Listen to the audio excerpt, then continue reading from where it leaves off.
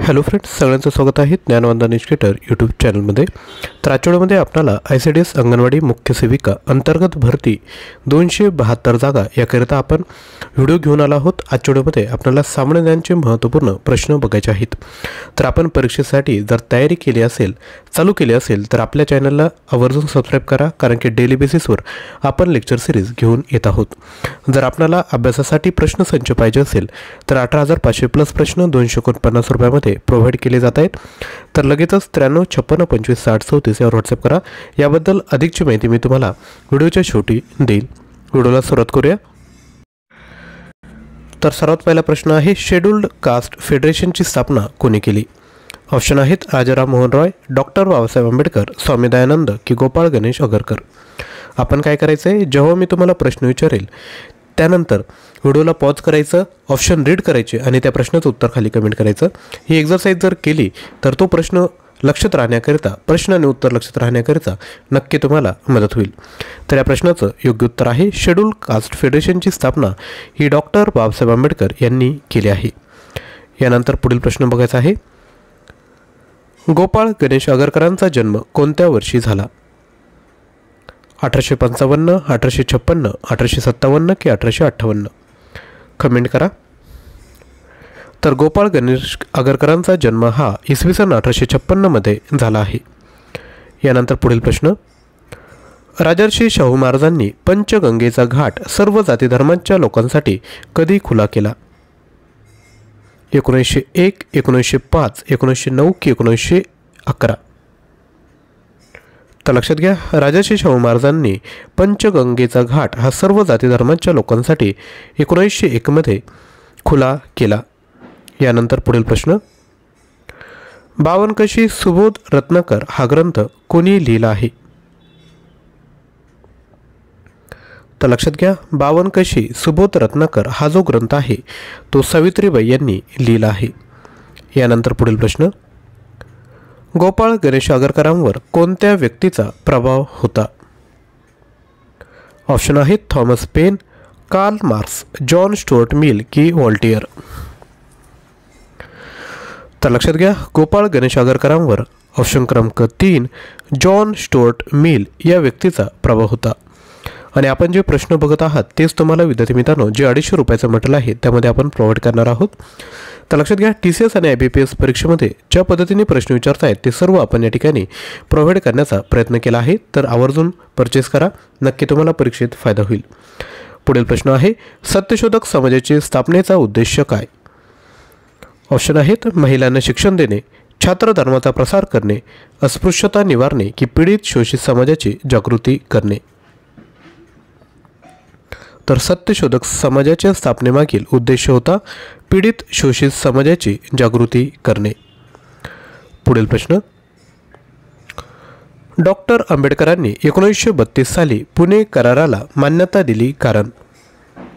Option आहेत त्यांना विभक्तपणा नको होता, त्यांना स्वतंत्र मतदारसंघ नको होता, 3 सर्वांना समान मतदारसंघ असावेत असे त्यांना वाटे की ऑप्शन क्रमांक 4 त्यांना महात्मा गांधीजींचे प्राण वाचायचे होते? तर लक्षात घ्या, डॉक्टर आंबेडकरांनी 1932 साली पुणे कराराला मान्यता दिली कारण त्यांना महात्मा गांधीजींचे प्राण वाचवायचे होते। पुढील प्रश्न, शाहू महाराजांनी कोणासाठी दवाखाने उघडले? ऑप्शन आहेत मराठ्यांसाठी, अस्पृश्यांसाठी, ब्राह्मणांसाठी की सर्व जमातींसाठी?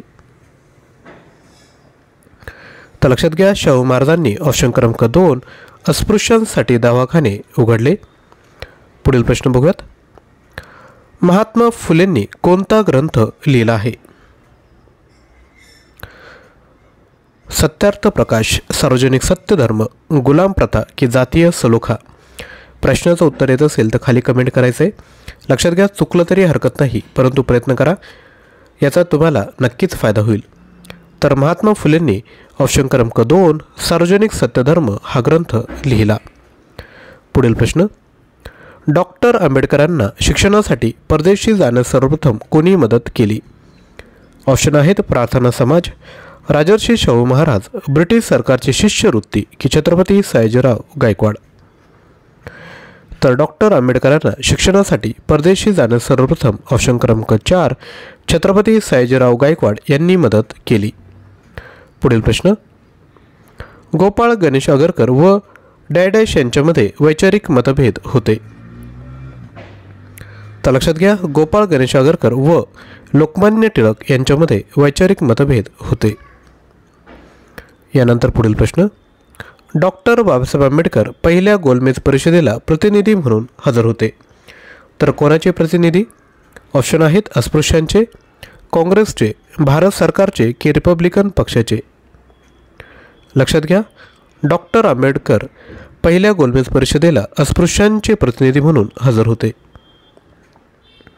पुढील प्रश्न, डॅश यांच्या प्रेरणेने नारायण लोखंडे यांनी मुंबईतील गिरणी कामगारांची संघटना 1880 मध्ये स्थापन केली.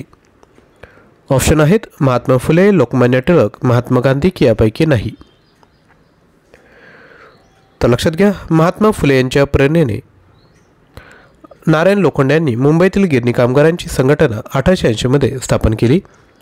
पुढील प्रश्न बघायचा आहे त्यापूर्वी छोटीशी रिक्वेस्ट, व्हिडिओला लाईक करायचं आहे, तसेच ज्यांना शक्य असेल त्यांनी कमेंटमध्ये थँक्यू देखील कमेंट करायचं आहे. छोटीशी ॲक्टिव्हिटी आहेत, परंतु याने देखील आम्हाला मोटिवेशन भेटतं, प्रेरणा भेटते की असंच कंटेंट आपणापर्यंत पोहोचवलं पाहिजे.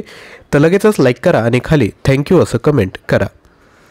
पुढील प्रश्न, डॉक्टर आंबेडकरांनी मनुस्मृतीचे दहन का केले?